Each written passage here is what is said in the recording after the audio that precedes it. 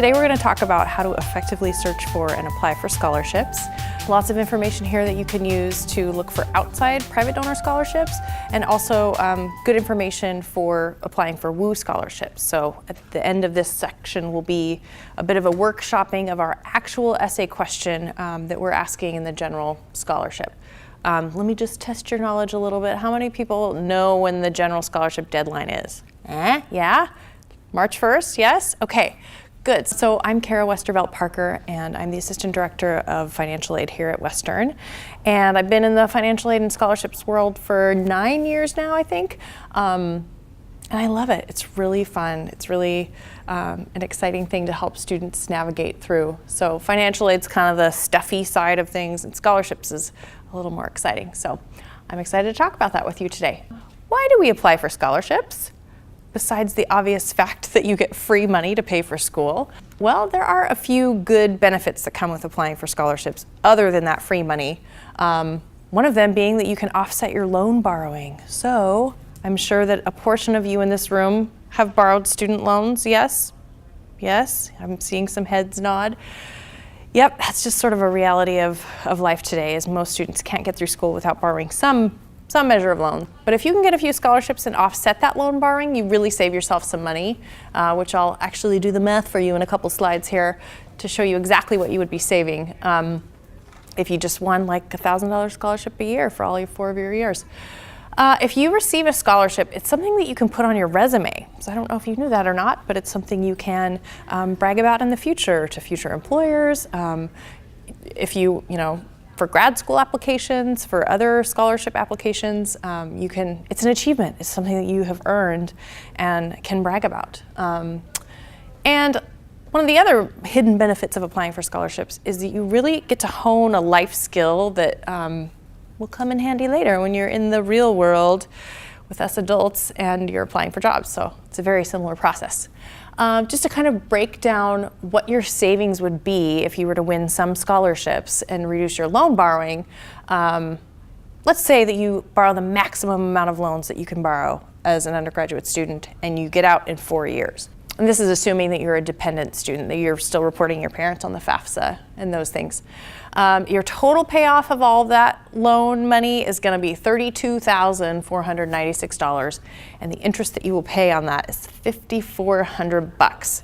So interest rates are kind of low right now, but again, if you take 10 years to pay off $27,000, you're going to be paying a bit in interest. But if you earn, let's say, $1,000 scholarship per year, so over your 4 years, you reduce your loan borrowing by $4,000. You're only borrowing $23,000 instead of that $27,000. If you do a standard repayment plan, your payoff ends up being $27,000 instead of that $32,000. So you just save yourself $4,800. Pretty darn cool. So that's definitely one of the benefits of applying for scholarships.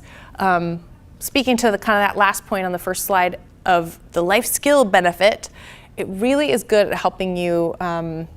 It's basically a mirror for a job application. It's really similar to what you encounter in the workplace. So you have to meet that application deadline. You have to demonstrate that you can follow instructions. So many scholarship donors will say, we want a 350-word essay, a letter of recommendation, and your official transcript. If you submit a great essay and you got that letter of recommendation, but you sent an unofficial transcript, the donor is going to say, geez, we'd really love to award you the scholarship, but unfortunately you didn't follow our directions. So it's really important to be able to follow those directions, and the scholarship process kind of enforces that for you. I'm sure you are all very good at following instructions already, but that scholarship process really does help solidify the importance of that. The process really helps you identify your own personal strengths or your weaknesses, but hopefully your strengths, and helps you express those to other people. So that's a tough one. That's one that I struggle with even as a 38-year-old adult. I'm not 38 yet. I'll be 38 in a couple weeks, but I'm getting close. It's hard. It's hard to say about yourself, I'm really good at this, and I can tell people about that in a way that just is matter of fact and that they believe and that they don't consider to be braggy or disingenuous. It's tough to do that. So this is a skill, this is a exercise that will help you practice that skill. Making the paper cut. And what I mean by making the paper cut is that you are able to fully represent yourself on a piece of paper in a good enough manner, in a convincing enough manner, to make someone want to further you along in the process. So for instance, for a job application, you have to submit a resume and a cover letter. And then the next step in that process usually is a face-to-face interview. So that face-to-face interview is the moment where you can show your skills and show how amazing you are and really sell yourself and display your sparkling personality. But you won't get to see that sparkling personality until you have been impressive enough on paper for them to move you forward in that process. Being able to do that is a huge thing. Competing against other qualified candidates. So in the classroom setting, if you're, writing a paper for an English class or something, you and your peers in that class might all be equally competent. You might be amazing writers. You may have wonderful synthesis of literature. You may all be able to achieve at a very high level, and the teacher can give out A's to everyone. Unfortunately, in the scholarship world and in the job world, it's kind of a zero-sum game. So if one person wins a scholarship, that necessarily means that there are people who don't win that scholarship. So it's a good skill to do that, to compete against other people and do your best to shine. And then that kind of brings us to our last point of persevering through disappointment. So you will not get every scholarship that you apply for. You will not get every job that you apply for, unfortunately. But it is important to be able to pick yourself up and move on and move forward, and just sort of getting used to that feeling of disappointment and moving on will be helpful for you, so you won't be personally crushed and unable to move forward in your adult life. Where do I find scholarships? This is probably the most common question that we get. People come in and say, okay, I'm an outstanding student, I'm ready to do the hard work, I just don't know where to look. How do I get started? Where do I find them? So back in my day, 20 years ago is when I graduated from high school. The internet was just a baby. People went online not for the things they go there for today. It wasn't in as wide use as it is now. And so the way that I looked for scholarships was I went to the reference section of my high school library, and I sat down with this big fat book and my little stenographer's notebook, cracked open this big book, and I looked through and I read scholarship by scholarship. Oh, a scholarship for people majoring in biology. That sounds good. Oh, you have to attend the University of Missouri to get this one. All right, that's not for me. Next one. Oh, this looks like a really good scholarship. Requires an essay. I can do that. Oh, you have to have a 3.85 GPA. I only have a 3.7. It was very tedious, very time consuming. Very few of the scholarships were really specifically for me, and so it was just kind of an overwhelming process. Now we have our friend Google, who is a friend to us in all things, including scholarship hunting. So nowadays, you can just type in scholarship for biology majors, get 14 million hits in 0.2 seconds, which is great. That's the good news, but it's also the bad news about searching on the internet is there's lots of information, but there's also lots of information. How can you possibly comb through those 14 million hits in an efficient manner to find the opportunities that are right for you? So as you go into this crazy landscape of millions of scholarships out there, what can you be prepared for? How can you prepare yourself to go into this crazy landscape? One thing, just be aware, there will be ads everywhere, and that includes spam into your email box. Maybe some of you have already experienced this. But really, if you think about it, the people who are providing this information on the internet, they want it to be free for you as the searcher. So you are someone that they want you to find this information. They're not going to charge you money. They also want it to be a free service for the donors of the scholarship. They don't want to charge them money, but they would like to make some money somehow, and so they do ads and they sell your email address. Luckily, most people of this current generation have developed what I call ad blindness. So when you're on the internet and you see things inside columns and you can tell that they're ads. The ads just sort of have a certain feel to them on a web page. And you can have ad blindness, so you can really scan the information and find the good stuff. Not everyone has ad blindness though. For instance, my mother, who I love her to death, she is 65 years old, and she's always saying, send me pictures of your daughter, send me pictures, you know, through the mail.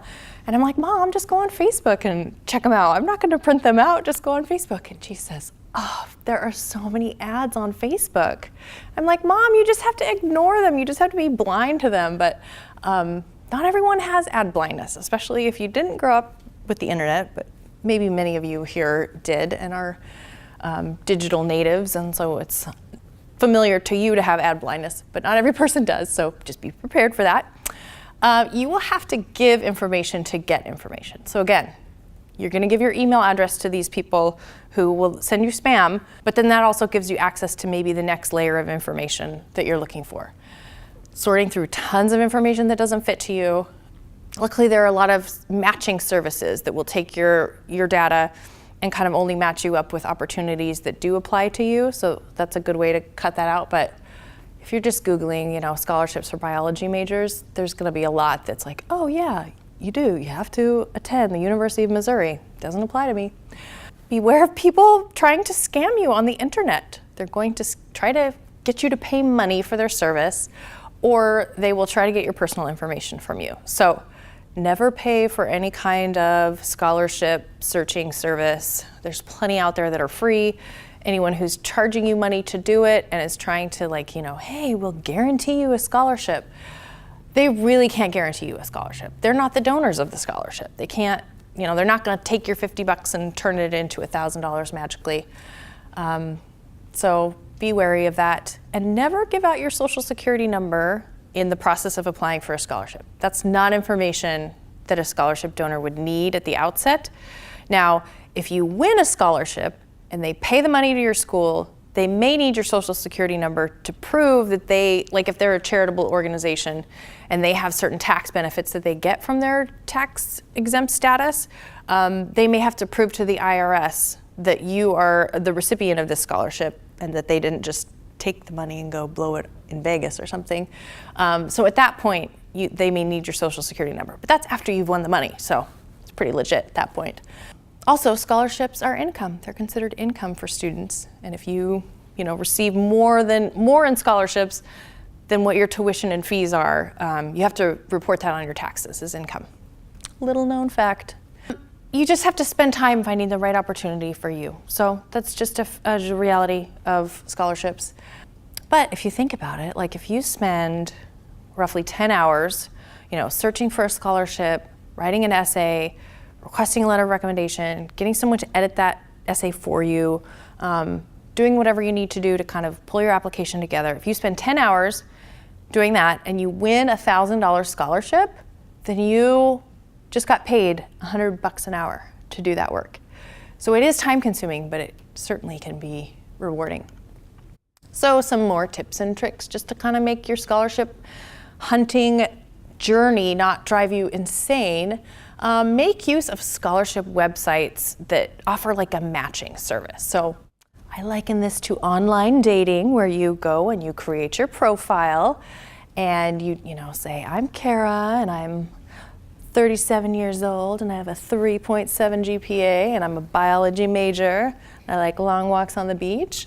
You're going to get matched up with opportunities that sync up with those qualities that you have. Then you won't get offers from people who are looking for someone with a 4.0 GPA. So it's a good use of your time to sign up for a matching service. But again, you're giving information to get information, and there will be spam and ads that come to you because of that service. I encourage you then to create a separate email address that you would use for signing up for these services, because if you sign up for these services, just, let's say you use your Woo email address, and that's the main one that you check for your personal stuff and for school, you will be inundated with, emails from come study at the University of Phoenix or come study at DeVry. All these places will really try to get your attention. They'll send you a bunch of spam. You will get very frustrated. Among those emails that you will get, you'll get legitimate offers of, hey, a new scholarship opportunity has come up that you qualify for. Here it is, here's the deadline, here's how to apply for it. That's the valuable information you want, but it's also kind of in with all the other junk that comes into you. If you create a separate email address, you're not getting, notifications on your phone time after time for these scholarships or not scholarships, spam that you don't want. If you can just set aside time to check that email address when you're kind of in scholarship hunting mode, that eliminates your frustration level. Otherwise, you probably will end up unsubscribing to that service. That gets rid of the spam, but it also gets rid of those legitimate, hey, apply for this scholarship. This is interesting. Some companies use scholarships to advertise for themselves, and it's kind of like marketing for themselves. And it seems a little weird. When this first started happening, it's kind of a new trend in scholarships. And when it first started happening, I was like, this does not pass the smell test.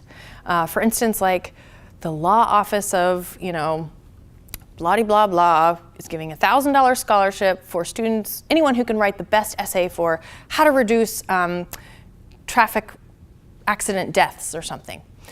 And so they're a law office that basically represents people who've been in auto accidents and who are suing either the person who hit them or some other entity. What they're doing is they are advertising themselves and they are putting their name out there. It's going to be posted on every single scholarship website. Even some universities might post that opportunity on their website. Their name is going to come up in a search engine in conjunction with scholarships. And what they're hoping for is that for any young person who has applied for this scholarship, sort of has their name recognition kind of embedded in the back of their mind. So their hope is that in 5 years or whatever, when you were rear-ended on I-5 on your way to drive up to Portland, that you will say, I had to sue that guy who hit me.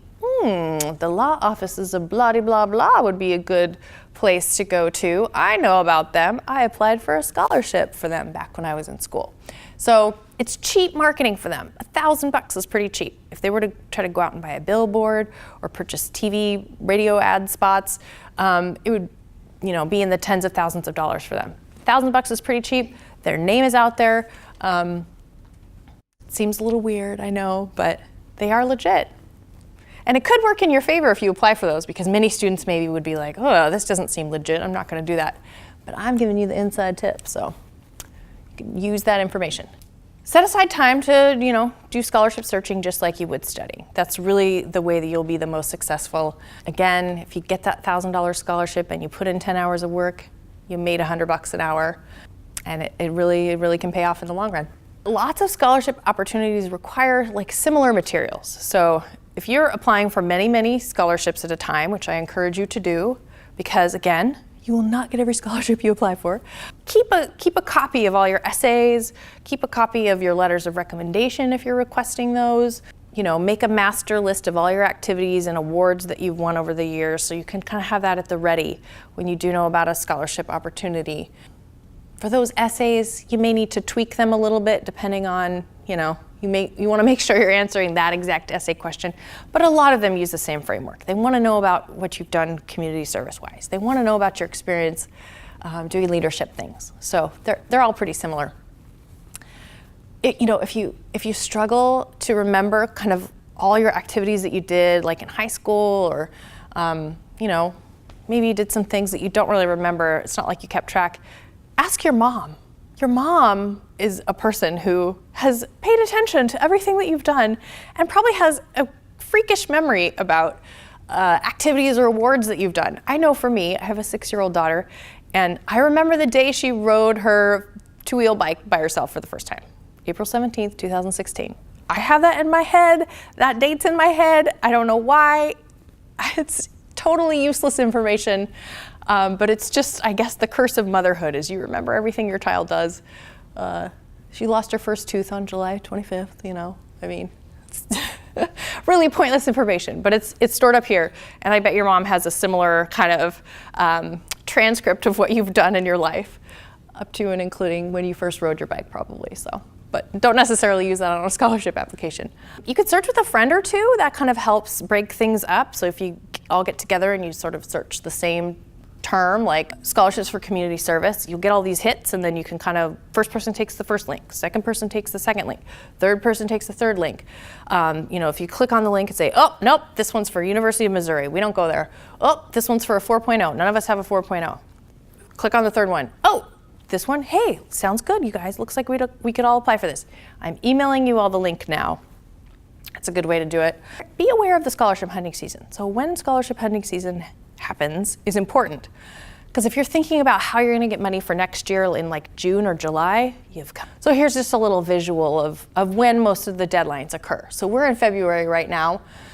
We have a lot of deadlines that are happening now. March is the big one. So WU's general scholarship application is March 1st. OSAC scholarship, the Office of Student Access and Completion, for Oregon residents who are in the House, that's also March 1st. Many deadlines are in February, March, April. That's kind of when most of the awards are given out. So just got to be aware.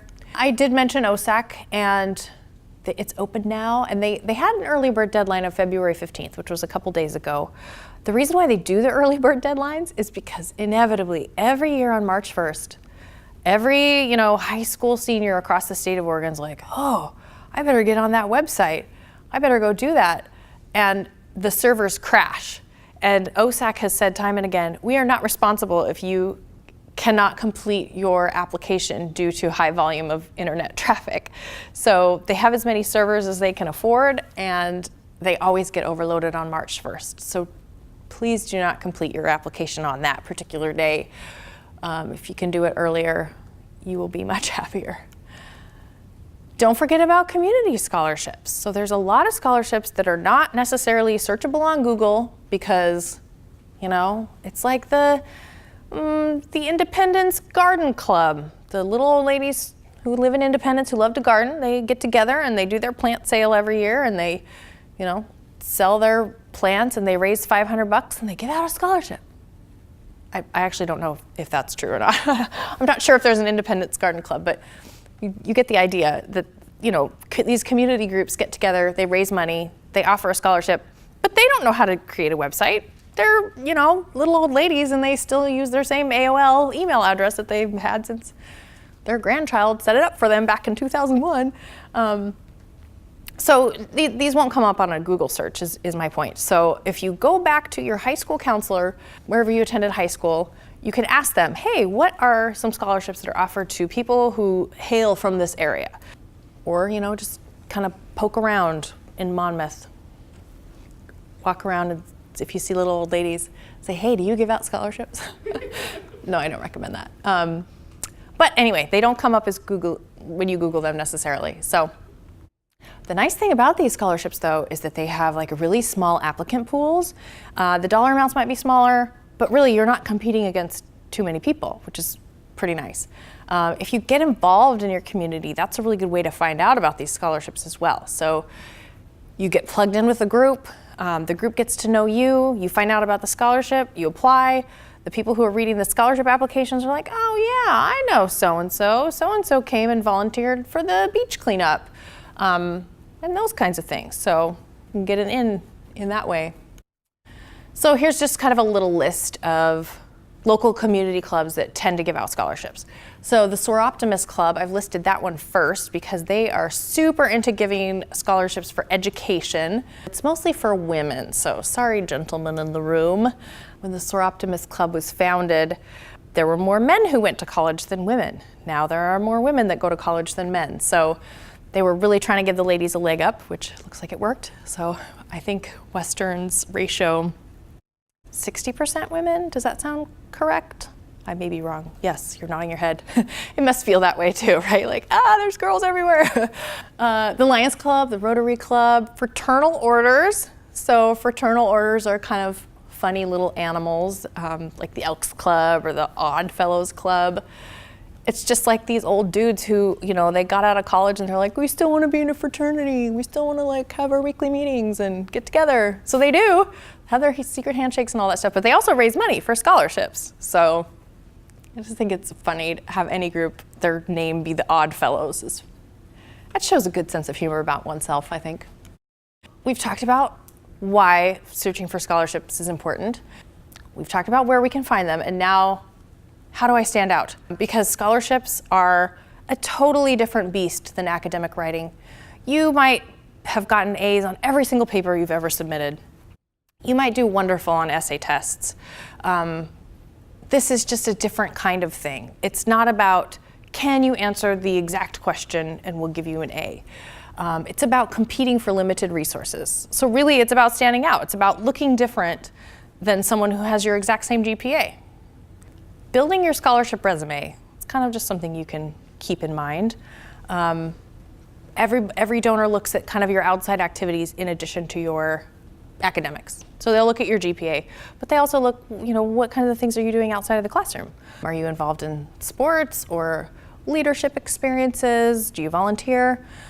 They really like things that are unique, so something that's different. For instance, if everyone in your high school, had gone and done a beach cleanup day, it was mandatory. Everyone gets on the bus. You drive out to the coast, you do a beach cleanup day.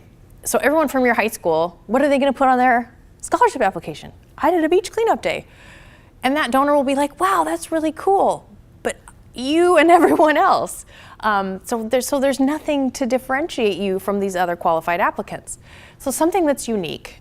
It's hard to do because you're students, you're so busy. You probably have jobs, you probably have family obligations. I get that. Anything that's super impactful, like did it actually make a difference? So for instance, if you donate a pint of blood, that is great, that's fantastic. However, that may have less impact than something like, doing a fundraiser for a family whose child is getting cancer treatments in Portland and they need accommodations, and you and your efforts raised, $1,000, so that family could stay in an Airbnb for a month or something. That's impactful. That's really impactful. Again, not to say that donating blood is not a good thing. It's a good thing. But just think about the impact of what you're doing, and that will help guide you in your efforts. Anything that's longer term is really good. So if you volunteer, one day at a food bank or a soup kitchen, that's great. Again, don't want to minimize the impact of that. But if you can do that in several consecutive weekends, or just show sort of your longer term commitment to that particular cause, then that scholarship donor is going to say, you know what, this person really cares enough about this particular issue to devote their time over a long period of time to keep coming back and doing that. And that's admirable. And it looks better than that person who just went the one time. So again, we're competing here. We're trying to stand out. Unfortunately, that's the fact of the matter. Anything that's self-initiated, that's really, scholarship donors love this. If you can show that you looked around your world and you identified some need in your community or among your peers, and you had an idea about how to solve that, and you went and you did something to help solve that, that is just, a scholarship donor reads about that and just goes, wow, this person is thoughtful, they are a self-starter, they are really go out of their comfort zone to impact other people. So self-initiated, I would put a little star next to that one on this whole list.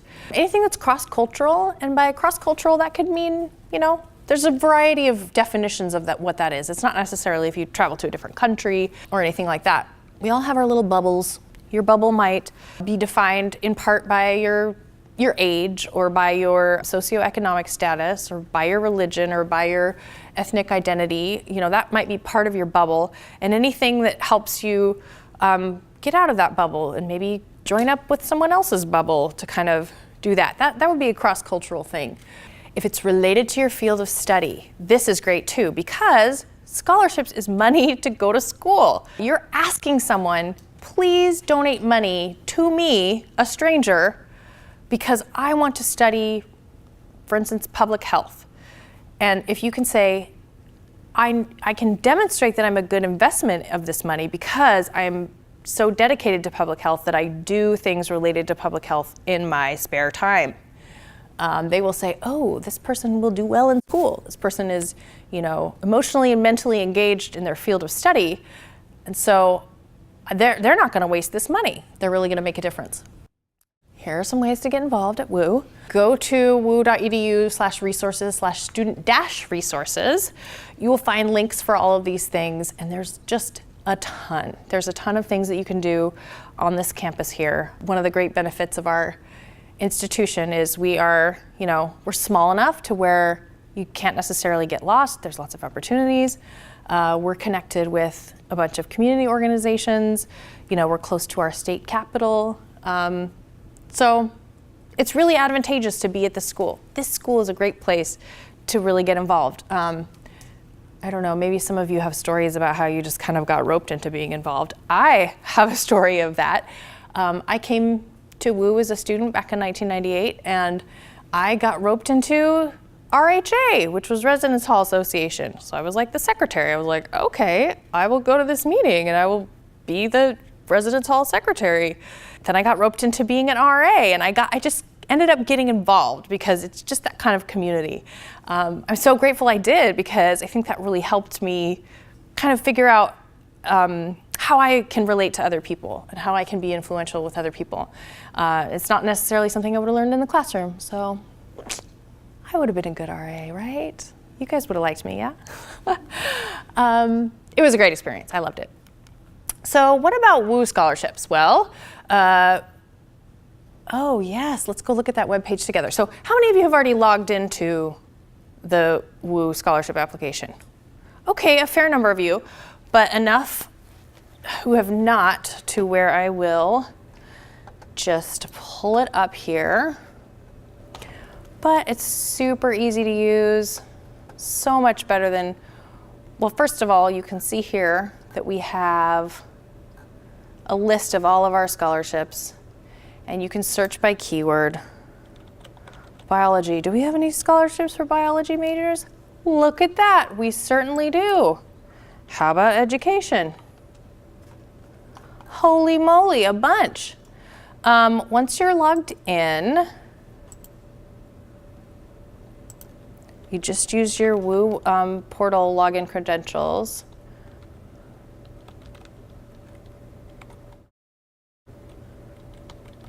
When you're typing on a keyboard that's not your keyboard, ugh, it's tough. So this is the administrator view. Let's look at an applicant view. Yay, and here's what the general application questions are. Your preferred name. What year will you be in college? Here's the place where you write the essay. Here's the place where you list your volunteer and activities. And then you can either save and keep editing, or you can finish and submit. I will say that you can go back and edit it after you initially submit it until March 1st. So if you've submitted already, and this presentation today has jogged your brain about your different activities, or you decide you want to go a different direction with your essay, you can log back in and make that change. We will take whatever's on your application as of March 1st. So if you've already submitted, all is not lost. Go back and edit if you'd like to. March 1st, that's our deadline. You already know it, but it bears repeating. Let's talk about the scholarship essay, because this is really where people get tripped up. And it's not their fault, but they have had, 12, 13, 14 years of education that has told them, here is how you write successfully. And that is academic writing. So it's successful academic writing, which is great for that realm. But for scholarship essays, the rules are a little bit different. And I'm sorry to break it to you that we have taught you for many, many years how to be a great writer. And now we're going to tell you that that's not good enough anymore. So before you begin writing, you sit down, you read this application, you see the essay prompt, and you are like, where do I start? Well, think about first, you need to understand why this donor is asking this question. What's the motivation? What do they want to know about me? Why would they choose this particular question to ask? It's a really good idea to sort of analyze the organization, and who is asking this question is as important. For instance, like the Coca-Cola company provides a scholarship for students. It's a nationwide thing. They offer up to $20,000. It's a really great scholarship. I'm not exactly sure what their essay prompt is for this year. But for instance, let's just say that Coca-Cola says to you, tell us about what is the biggest threat to young people's health in the United States? If you were to say, I think it's soda, they would probably not give you a scholarship. So maybe keep that in mind as you're writing your scholarship application for Coca-Cola. Or Dell Computers, they also give out a scholarship. Let's say they ask the question, you know, what is the greatest innovation that has happened in education in the last 100 years? If you make your essay all about how, like, well, the computers break down the relationship between the teachers and the students, Dell Computers might say, we are not giving you a scholarship. So just keep that in mind. It's important to keep in mind who your audience is. Of course, be genuine to yourself. Be true to yourself. If you really are like, soda is the worst thing in the world, and I can't possibly write an essay for Coca-Cola without mentioning how terrible it is, maybe give that one a pass. Maybe don't apply for that particular scholarship. But just kind of think about who is asking you for information and why they might be. A popular type of scholarship is like the so-and-so memorial scholarship. So a lot of times, if a person passes away and their family, you know, in their grief, decides they want to set up a scholarship in memoriam of that person, you know, they may say, hey, this scholarship is memorial of so-and-so, and they were really into rock climbing, and they were a great teacher and a wonderful educator. If you yourself are a rock climber, might be a good idea to mention that in your essay. It's a good idea to sort of find parallels between yourself and that person who the people are trying to honor. So that's why they care about you. They care about you because they care about this loved one that they have, and they want to know in what ways you would be similar, or what ways you would carry on the passions that that person had. So it's all fine and good to talk about your own thing, but you might want to slip in rock climbing or education if those are indeed true about you. So just some tips. Think about who's asking the question. Think about why they'd be asking that. If you think about the person who is reading your essay, well, I'll just tell you, as a person who reads many, many scholarship essays, has over the years, will again this year, I will read probably 150 or 200 scholarship essays, the same scholarship prompt over and over. And sort of what that looks like for me is that's extra work on top of what I have to do every day. So I love to do it. It's great. It's very satisfying. But what I do is I go home and I cook dinner and I put my daughter to bed, and then I make myself a cup of tea and I prop my feet up on the, you know, coffee table. And normally this is my Netflix time, so I'm usually like, you know, gonna dig into my stories here. But instead, I'm reading scholarship applications for a few weeks. So truly, I would like to be entertained. That would feel pretty good. I really like that a lot. As I'm drinking my tea, I'm engaged and interested in what you're saying. So think about that. Dazzle me, delight me, entertain me. It's good to recognize that writing a scholarship is a different endeavor than academic writing. You make the grade by answering the question in a straightforward manner, you can still get an A.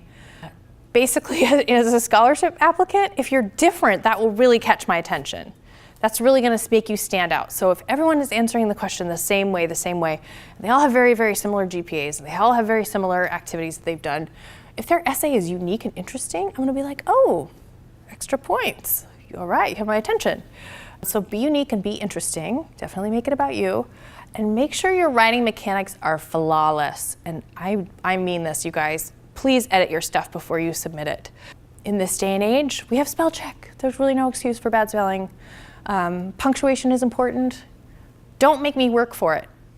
Present it to me in as polished a manner as possible. Because again, I'm on my couch, my feet are propped up, I'm drinking my tea. Don't make me work for the meaning. If I have to be like, you know what, I just like don't understand that sentence because there was not enough punctuation in there, that's going to make it difficult for me to feel good about awarding you a scholarship. Stay within the word guideline limits. We totally mean this. And this is, again, because it's a high volume of reading that we have to do. We have, you know, said we could probably handle about 350 words from each person before we, you know, are ready to move on.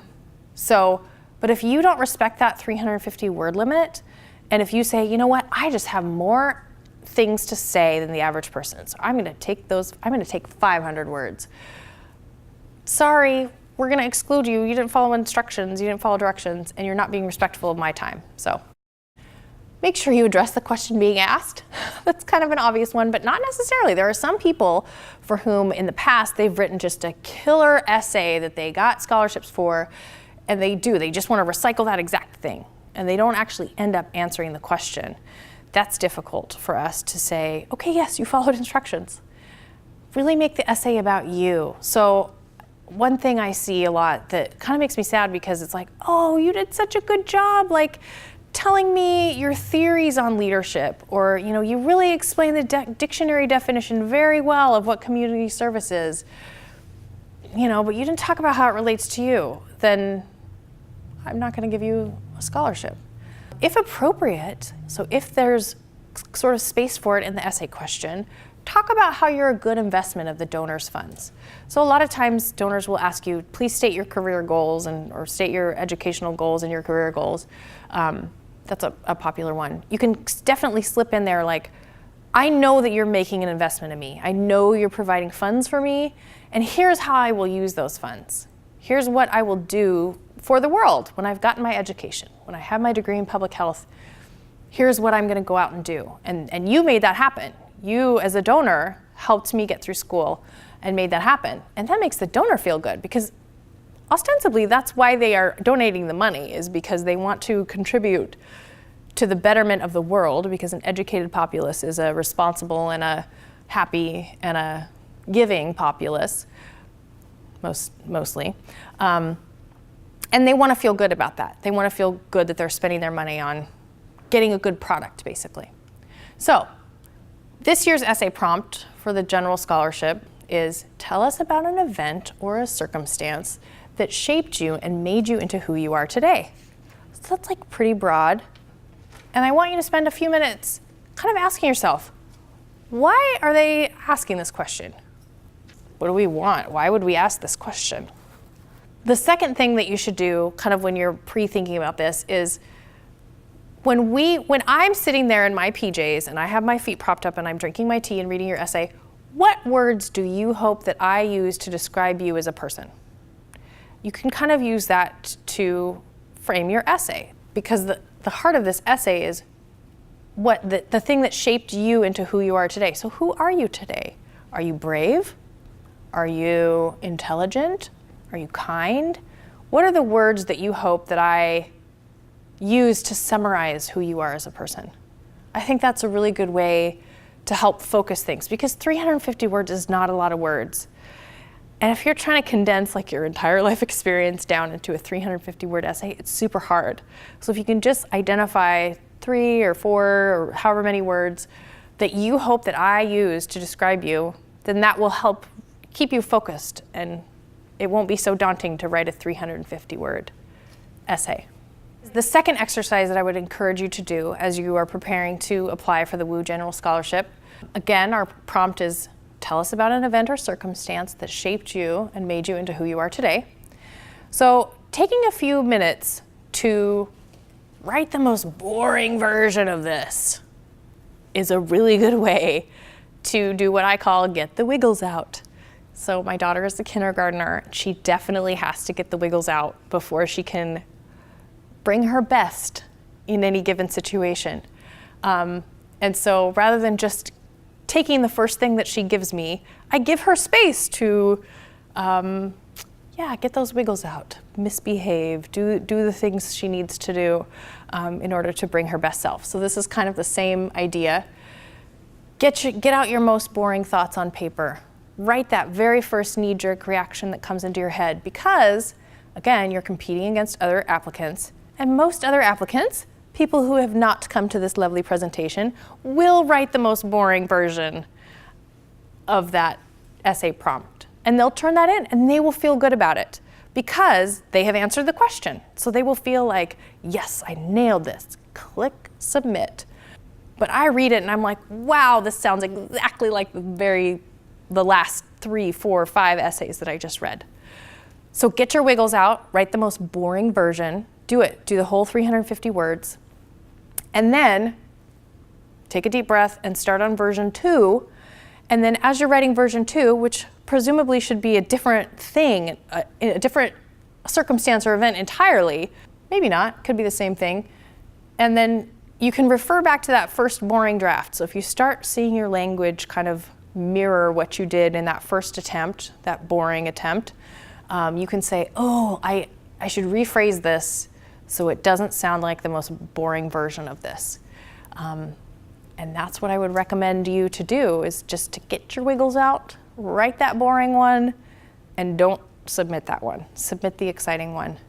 A lot of people would say, oh, an event or circumstance that shaped me. One of the things that will come to their mind is like something big that happened to them. Like, you know, maybe their parents got divorced, or maybe they, you know, went on a trip, and you know, those are kind of the obvious ones, and they could very well be the thing that shaped you into who you are today. But a lot of the things that shape us as people are small, seemingly insignificant circumstances. Just, you know, little things that happen. You know, you're on a trip and you have a layover in a strange airport, and you didn't bring your cell phone charger, and you didn't, you know, bring anything to read, and so, you know, you picked up a book that someone had left, and it was a book that you would never pick up, and you would never read this book. You started reading this book, and it's crazy ideas. It's totally different than, you know, your normal life, but you kept reading it because you had to. You're in the airport, you're trapped, you might as well. And so, you know, giving space to those new ideas was a thing that shaped you, maybe. That's interesting. I would read that essay, and I would, you know, cheers with my teacup. Yes, you got it, you understand.